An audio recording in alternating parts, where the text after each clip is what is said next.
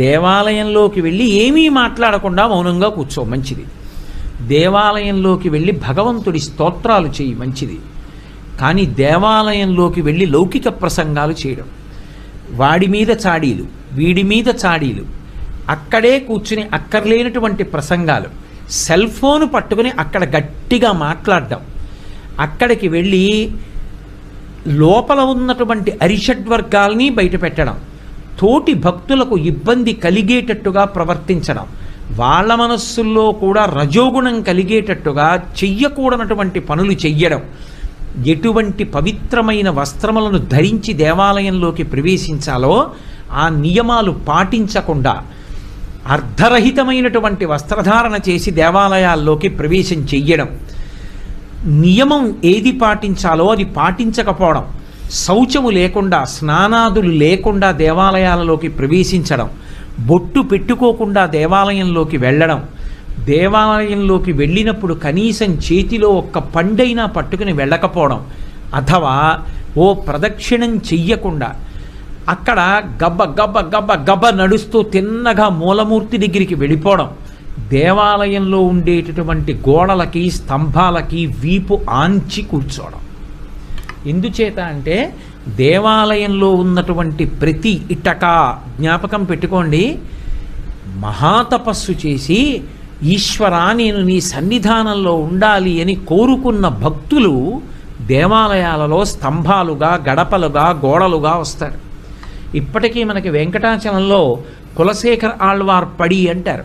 వెంకటేశ్వర స్వామి ఎదురుగుండా ఉండేటటువంటి మొదటి గడప ఆళ్వారులలో ఒకటైన కులశేఖర ఆళ్వార్. నేను ఎప్పుడూ నిన్ను చూడాలి, నా మించి భక్తుల దాటినప్పుడు వాళ్ళ పద రజస్సు నా మీద పడాలని కోరుకున్న మహాత్ములు దేవాలయంలో గోడలవుతారు, ఇటకలవుతారు, స్తంభాలవుతారు. అక్కడికొచ్చి వాటికి వీపు ఆంచి కూర్చోవడం, అక్కడికొచ్చి కాళ్ళు చాపడం, అక్కడికొచ్చి ఆవలించడం, అక్కడికొచ్చి లౌకిక ప్రసంగాలు చేయడం, బయట నుంచి తెచ్చుకున్నటువంటి పదార్థాలన్నీ దేవాలయాల్లో కూర్చుని తినడం, దేవాలయాల యొక్క పవిత్రతకి భంగం కలిగేటట్టుగా ప్రవర్తించడం, ఇవేవీ కూడా దేవాలయంలో చెయ్యకూడదు. మీరొక్కటి జ్ఞాపకం పెట్టుకోండి, ఆ ఒక్క సూత్రాన్ని గుర్తుపెట్టుకుంటే చాలు. దేవాలయం దేని కొరకు నిర్దేశింపబడిందో దానికి వ్యతిరేకమైన పని దేవాలయమునందు జరగరాదు. తనకి ఏమొచ్చు అన్నది చూడడు భక్తుడు, తనకి వచ్చిన దాన్ని ఈశ్వరుడికి సమర్పించి సంతోషపడిపోతూ ఉంటాడు. ఏమీ రాదు ఒకడికి, కానీ గోవిందనామం చెప్తూ గోవిందా హరి గోవిందా, ఏడుకొండల గోవిందా, వెంకటరమణ గోవిందా అని చిందులేసి సంతోషపడిపోయి వెళ్ళిపోతాడు. నీకు మనసు ఉంటే వాడికి ఓ నమస్కారం చేయి, ఓ చిరునవ్వు నవ్వు. అంతేకాని కేవలం అక్కడికి వెళ్ళి ఎగతాళి చేయడానికి, అటువంటి వాళ్ళని వెటకారాలాడడానికి, భగవద్విరోధమైనటువంటి మాటలు నేర్పడానికి, భగవంతుని యందు విశ్వాసం తరిగిపోయేటటువంటి మాటలు చెప్పడానికి, అనాచారంతో అవైదికమైనటువంటి ఆరాధనలు అటువంటి పనులు చేయడానికి దేవాలయాలను కేంద్రములుగా వాడరాదు. దాని చేత ఎవరు పాడైపోతారంటే మనమే పాడైపోతాం. కాబట్టి దేవాలయంలో చెయ్యకూడని పనులు అంటే వీటిని ప్రధానంగా మనసులో పెట్టుకుని ప్రవర్తించవలసి ఉంటుంది. జరుగుతూ ఉంటుంది. కానీ అలా కాదు. కార్తీక మాసం వచ్చేటప్పటికీ శివాలయంలో, విష్ణువాలయంలో, అంబికాలయంలో, మఠ ప్రాంగణంలో ఈ 4 చోట్ల కూడా దీపాన్ని పెడతారు. మీకు 12 నెలలు ఉన్నప్పటికీ కూడా 12 నెలలలో ఏ నెలలో పెట్టే దీపానికి కూడా ఆ నెలతో దీపం పేరు లేదు. ఏదో భాద్రపద దీపం, లేకపోతే ఆశ్వీజ దీపం, మార్గశిర దీపం అలా పేర్లు లేవు. ఒక్క కార్తీక మాసంలో పెట్టేటటువంటి దీపానికి మాత్రమే కార్తీక దీపము అని పేరు. ఏమి ఆ నెలలో పెట్టిన దీపానికి అంత పేరు ఎందుకు రావాలి? ఆ ఒక్క నెలలోనే దీపానికంత ప్రాముఖ్యత ఎక్కడుంది? యథార్థానికి పూజలో ప్రారంభంలో ఒక అంగంగా మనం దీపం వెలిగిస్తాం. కానీ కేరళ రాష్ట్రంలో ఇప్పటికీ ఒక అలవాటు ఉంది. దీపం ఒక్కదాన్ని వెలిగించి దాని మీదకి అన్నపూర్ణని ఆవాహన చేసి పూజ చేస్తారు. అక్కడ కానీ మన వైపు ఆ ఆచారం లేదు.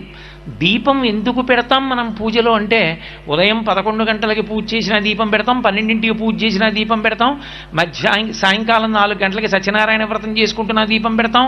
ఎందుకు అక్కడ దీపం లేదా, వెలుతురు లేదా, ఎందుకు దీపం పెట్టడం అంటే, దీపం పెట్టడం వెనక ఒక నిశ్చిత అభిప్రాయం ఉంది, ఒక ప్రధానమైన ఆచారం ఉంది. మనకి పరమేశ్వరుడు 5 జ్ఞానేంద్రియములను ఇచ్చాడు. కన్ను, చెవి, ముక్కు, నాలుక, చర్మము. సమస్త సుఖములు ఈ 5 మీదే ఆధారపడ్డాయి. నేను దాని గురించి పెద్ద వ్యాఖ్యానం చేయక్కర్లేదు. నేను ఒక్క మాట అంటాను, ఊహించండి. ఈశ్వరుడు కన్నిచ్చి చూపివ్వలేదు, చెవి ఇచ్చి వినికిడి శక్తి ఇవ్వలేదు, ముక్కిచ్చి వాసన చూసే శక్తి ఇవ్వలేదు, నాలుకకి రుచి చూసే శక్తి ఇవ్వలేదు, చర్మానికి స్పర్శ శక్తి ఇవ్వలేదు. సుఖమన్న మాట మీకేముంది చెప్పండి? సుఖము లేదు, దుఃఖము లేదు. జలపాతం ఉంది, మీరు చూస్తారా? వీణానాదం ఉంది, మీరు వింటారా? రామాయణం ఉంది, చదువుతారా? తిరుపతి లడ్డు ఉంది, మీరు తింటారా? కడుపున పుట్టిన కొడుకున్నాడు, మీరు పుత్రగాత్ర పరిష్వంగం అనుభవించగలరా? దేవాలయ శిఖరాన్ని చూస్తారా? ఎందుకు ఇంకా మీకు ఏమిటి సుఖం? బ్రహ్మాండమునందున్న ఏ భోగస్థానము మీకు సుఖస్థానము కాదు. సుఖము కానప్పుడు దుఃఖము కాదు. ఇక మనిషి జీవితానికి సుఖము దుఃఖము అన్న 2 మాటలు లేవు, ఏమీ తెలియదు. పరమేశ్వరుడు ఈ 5 ఇంద్రియములనిచ్చి 5 ఇంద్రియములకు శక్తినిచ్చాడు. ఒక్క ఆత్మయే ఒక్కొక్క దాని మీద పడి ఒక్కొక్క శక్తినిస్తుంది. నానా ఛిద్రఘటోదర స్థిత మహాదీప ప్రభాభాస్వరం జ్ఞానం యస్య చక్షురాదికరణ ద్వారా బహిస్పందతే అంటారు శంకరాచార్యులు వారు దక్షిణామూర్తి స్తోత్రంలో. ఆత్మ కాంతి కంటి మీద పడి చూసే శక్తినిస్తుంది. కన్ను 5 ఇంద్రియములలో నాయకుడు. నయన నాయక. ముందు కన్ను లాగుతుంది, ఇంద్రియాలన్నీ టెడతాయి. కన్ను లేకపోతే 90% సుఖాలన్నీ చచ్చిపోయినట్టే. కన్నుంది కాబట్టే సుఖాలు, చాలా సుఖాలు. అటువంటి కంటిని నాకిచ్చి ఈ కంటితో నా కొడుకుని, నా కూతుర్ని, నా మనవల్ని, నా భార్యని, ఆ చెట్లని, పరమేశ్వర మూర్తిని, రామాయణ గ్రంథాన్ని, శ్లోకాల్ని చూసి పొంగిపోతున్నాను. ఇన్ని చూసి ఎంత పొంగిపోతున్నానో. ఈశ్వర, ఈ కన్ను ఇచ్చావు కాబట్టి నాకు ఇన్నున్నాయి. ఈ కన్నిచ్చిన నీకు కృతజ్ఞత చెప్పడానికి ఆ వెలుతురికి ప్రతీకగా నీ ముందు దీపం ఉంచుతున్నానని దీపం పెడతాను తప్ప కాంతి లేదని దీపం పెట్టుతున్న వాళ్ళం కాదు. ఒక ఆచారాన్ని పాటిస్తున్నామంటే వేదం దాన్ని ఎందుకు పాటించాలో చెప్పింది, అందుకు దీపం. ఆ దీపం పెట్టి పూజ ప్రారంభం చేస్తాం. కానీ కార్తీక మాసంలో పెట్టే దీపం అందుకొరకు కాదు. కార్తీక మాసంలో పెట్టేటటువంటి దీపానికి ఒక్కదానికి ఒక ప్రత్యేకత ఉంది. ఒకటి, ఆంతరమునందు ఉద్దీపనాన్ని పొందుతాడు, బాహ్యమునందు లోకోపకారం చేస్తాడు. ఎందుకని? ఈ ప్రపంచంలో పరమేశ్వరుడు ఒక్కొక్క దానికి ఒక్కొక్క విభూతినిచ్చి నువ్వు మాత్రమే అనుభవించు, ఇతరులకు చెందదు అన్నాడు. అది తానే అనుభవిస్తుంది. కొన్నిటికి పరమేశ్వరుడు విశేషమైన విభూతినిచ్చినా అవి తమకి అనుకూలంగా వాటిని ఉపయోగించుకోవడం కూడా వాటికి చేత కాదు. మీకు నేను ఒక ఉదాహరణ చెప్పాలంటే, భగవంతుడికి పూజ చేశామనుకోండి, ఆయన బడలిపోతాడు. ఆయనకి కూడా అలసట ఉంటుంది. ఇన్ని పువ్వులు మీరు వేశారనుకోండి, వేడిక్కిపోతాడు ఆయన. మల్లెపూల్లో చేయి పెట్టి చూడండి ఎంత వేడిగా ఉంటుందో, చాలా వేడి. ఇంత అగరత్తుల కట్ట వెలిగించి అక్కడ పెడతాడు, పొగ. బడలిపోయిన పరమేశ్వరుడికి చామరం వేస్తే ఆయన అమ్మయ్యాని ప్రశాంతత పొందుతాడు. అందుకే రాజోపచారాల్లో చామరం జయామి చామరం వేస్తాం. చామరం ఎక్కడిది? చామరీ మృగం యొక్క తోక. ఆ చామరీ మృగం యొక్క తోకలోని వెంట్రుకలను గుదిగుచ్చి చామరంగా వేస్తాం. తన వెంట్రుకలు ఈశ్వరుడి యొక్క ఖేదాన్ని కూడా తగ్గించగలిగినంత గొప్పవని తెలుసుకుని చామరీ మృగం వచ్చి చామరం వేస్తుందా ఈశ్వరుడికి? వెయ్యలేదు. ఒక ఏనుగు దంతం చాలా అందంగా ఉంటుంది, కానీ ఏనుక్కి తెలుసా నాకు దంతం ఉంది, అది అంత అందంగా ఉంటుంది, నేను ఈ దంతంతో బొమ్మలు చేయించుకోవచ్చు అని తెలుసా? తెలియదు. ఒక చేప ఒక్కటే నీళ్లలో ఈదగలదు, కన్ను ముయ్యకుండా నీటిలో ఈదగలిగిన శక్తి నాకే ఉంది అని చేప మురిసిపోగలదా? మురిసిపోలేదు. నీటిలో ఉన్న చేప భూమి మీద ఉండలేదు, భూమి మీద ఉండే ప్రాణి నీటిలో పడి బ్రతకలేదు. కానీ ఒక్క మనిషి మాత్రం చామరీ మృగం వెంట్రుకలు తెచ్చి ఈశ్వరుడికి చామరం వేసి పుణ్యం పొందుతాడు. గడ్డి తిని పాలిచ్చే ఆవు పాలు తెచ్చి అభిషేకం చేసి ఇహమునందు పరమునందు కూడా సౌఖ్యాన్ని పొందుతాడు. ఎక్కడో నీటిలో తిరుగుతున్న చేపని పట్టుకుని తెచ్చి తాను తింటాడు. ఎక్కడో పక్షులు ఎగరవలసిన ఆకాశంలో తాను విమానం ఎక్కి ఆకాశంలో ఎగురుతున్నాడు. ఈ భూమి మీద వేగంగా వెళ్ళడానికి వీలైనటువంటి సాధనములను ఎక్కి తాను వెడుతున్నాడు.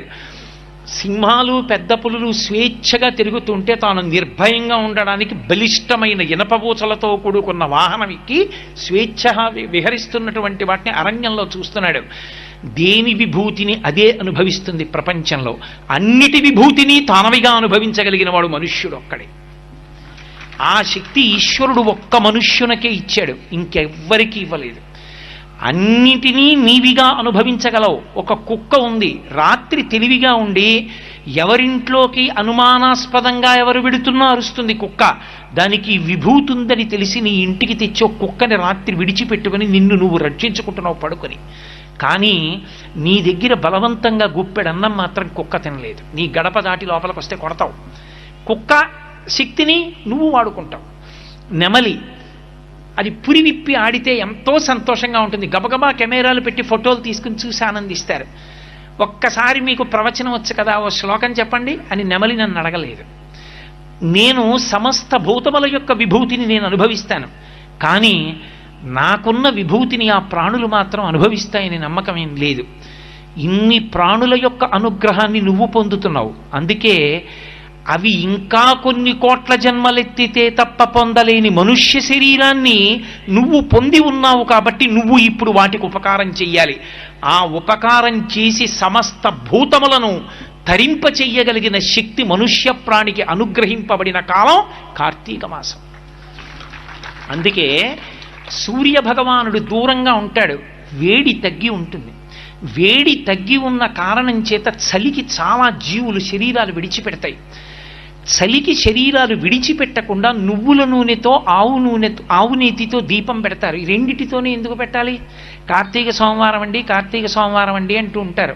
కార్తీక సోమవారం అండి, కార్తీక సోమవారం అండి అనడానికి కారణం ఏమిటంటే చంద్రుడు మొట్టమొదటి హోరలో ఉన్నటువంటి రోజున ప్రారంభమయ్యేటటువంటి రోజుకి సోమవారం అని పేరు. మనకి ఎప్పుడూ కూడా ఒక రోజులో 8 హోరలు 3 పర్యాయాలు తిరుగుతాయి. 3 8 24. మొట్టమొదటి హోర అన్నిటికన్నా ప్రారంభంలో ఉండేటటువంటి హోర సూర్యహోర, తర్వాత వచ్చేటటువంటిది శుక్రహోర, అలా తర్వాత వచ్చేటటువంటిది బుధహోర, తర్వాత వచ్చేటటువంటిది చంద్రహోర, తర్వాత శనిహోర, తర్వాత గురుహోర, తర్వాత కుజహోర. 7 హోరలు. అందుకే ఆ హోరలే 3 8 24 పూర్తి మళ్ళీ 25వ హోర వచ్చేటప్పటికి ఆ హోరతో ప్రారంభం అవుతుంది కాబట్టి ఆ పేరు. సోమవారం ఉందనుకోండి చంద్రహోరతో మొదలవుతుంది. చంద్రహోరతో మొదలవుతుంది కాబట్టి సోమవారము అని పిలుస్తుందండి. ఆదివారం ఉందనుకోండి సూర్యహోరతో ప్రారంభమవుతుంది. సూర్యహోరతో ప్రారంభం అవుతుంది కాబట్టి ఆ హోర ఆదివారము, భానువారము అని పిలుస్తాం. ఈ 8 3 8 24గా తిరిగి పూర్తయిపోతుంటాయి. అటువంటి రోజుల్లో సోమవారం నాడు చంద్రుడు మనఃకారకుడు, చంద్రమా మనసోజాతః అని పిలుస్తాం. మనకి వేదాంత శాస్త్రంలో ఒక మాట చెప్తారు, హృదయ స్పందనమే మనుష్య ప్రాణి యొక్క జీవనం. గుండె ఎంతసేపు కొట్టుకుంటూ ఉంటుందో అంతసేపు బ్రతికున్నాడంటారు. గుండె ఆగిపోయిందనుకోండి ఆయన వెళ్ళిపోయాడండి అంటారు. ఈ గుండె కొట్టుకోవడం అనేటటువంటి దానికి హృదయమునందు హృదయనాడి అనబడేటటువంటి నాడి ఉంటుంది. నాడి మీకు భౌతికంగా కంటికి కనపడేది కాదు, అది ఈశ్వర తేజస్సుని పొంది ఉంటుంది. దానికి అధిదేవత యమధర్మరాజు అన్నారు. ఆయన అనుగ్రహం అయిపోగానే హృదయనాడి మూసుకుపోతుంది. యమదంష్ట్ర బయటికి వచ్చిన కారణం చేత ఆ కాలంలో హృదయనాడి మూసే అధికారాన్ని ఎక్కువగా ఉంటుంది. యమధర్మరాజు గారు దేనికి ప్రీతి పొందుతాడంటే నువ్వుల నూనె వలన, నువ్వుల నూనెలో వెలుగుతున్న దీపపు ఒత్తి మించి వచ్చేటటువంటి పొగ వాసన చూస్తే హృదయ నాడి బలిష్టమవుతుంది. యమధర్మరాజు గారు ప్రీతి చెందుతాడు, ఆయక్కారకం అవుతుంది, హృదయ నాడి నిలబడుతుంది. ఆకారం ఉండదు. సాకారంచ నిరాకారం నిర్గుణంచ గుణాత్మకం తత్వం తత్పరమం బ్రహ్మ ఇది వేదాంత డిండిమహ అంటారు శంకరాచార్యులు వారు. వేదాంత డిండిమం చేస్తూ నిర్గుణం సగుణం అని 2 రకాలు. నిర్గుణంలోకి వెళ్ళాలనుకున్నవాడు పరమ వైరాగ్యంలో ఉన్నవాడు వెడతాడు. సాకారమును ఉపాసన చేసేవాడు బాహ్య ప్రయోజనం కావాలనుకున్నవాడు మనసు నిలబెట్టాలి కాబట్టి ఒక ఆకారాన్ని పూజ చేస్తాడు. యథార్థమునకు అది ఒక కాంతి పుంజము. ఆ కాంతి పుంజమే దివ్యే దీపము, అదే ప్రకాశము. ఆ దీపమే పరమేశ్వర స్వరూపము. అందుకే దీపం గురించి చెప్తూ ఉపనిషత్తు ఒక మాట చెప్తుంది, ఆ దీపమే పరమేశ్వరుడు. నతత్ర సూర్యోభాతి నచంద్రతారకం నేమా విద్యుతో భాతి కుతోయమగ్ని త్వమేవ భాంతమనుభాతి సర్వం తస్య భాషా సర్వమిదం విభాతి అంటుంది. ఆయన ఉన్నాడే ఆ పరమేశ్వరుడు, ఆయన ఒక పెద్ద వెలుగు. ఆయన వెలుగు ముందు సూర్యచంద్రులు ప్రకాశించరు. ఎందుకని అంటే ఇక ఆ వెలుగు ముందు ఈ వెలుగులు పనిచెయ్యవు. కాబట్టి ఆయన ఒక్కడే ప్రకాశిస్తూ ఉంటాడు. ఆ ప్రకాశిస్తున్నటువంటి ఆ కాంతిపుంజం ఉన్నదే అదొక్కటే పరమేశ్వర స్వరూపం. పోతన గారు భాగవతం చేస్తూ అంటారు, లోకంబులు లోకేశులు లోకస్తులు తెగిన తుది అలోకంబకు పింజీకటి కావల యవ్వండేకాకృతి వెలుగు అతని వేసేవింతున్నంటారు. ఈ లోకాలు, ఈ లోకేశులు, ఈ లోకస్తులు వీళ్ళందరూ మహాప్రళయంలో పడిపోతే, నీటితో నిండిపోతే, కటిక చీకటి ఆవరిస్తే, సూర్యచంద్రుల యొక్క గమనం ఆగిపోతే, ఈ కటిక చీకటి ఆవల ఒక్కడు వెలిగిపోతూ ఉంటాడు. ఆ వెలిగిపోతున్న ఆ వెలుగులకు వెలుగైనదున్నదే అది పరమేశ్వర స్వరూపం. దాన్ని నేను పిలుస్తున్నానన్నాడు గజేంద్రుడు అష్టమ స్కంధంలో. కాబట్టి యథార్థమునకు ఈశ్వర స్వరూపము ఒక వెలుగు. ఆ వెలుగుని చేరుకున్నావు అంటే గుర్తు ఏమిటంటే నువ్వు గోడ దాటావు అని అర్థం. దక్షిణాయనంలో ఉపాసన ఎన్నేళ్లు చేసినా సాకారం దగ్గర ఆగిపోకూడదు. ఒక ఆకృతిని పట్టుకోవడం దేని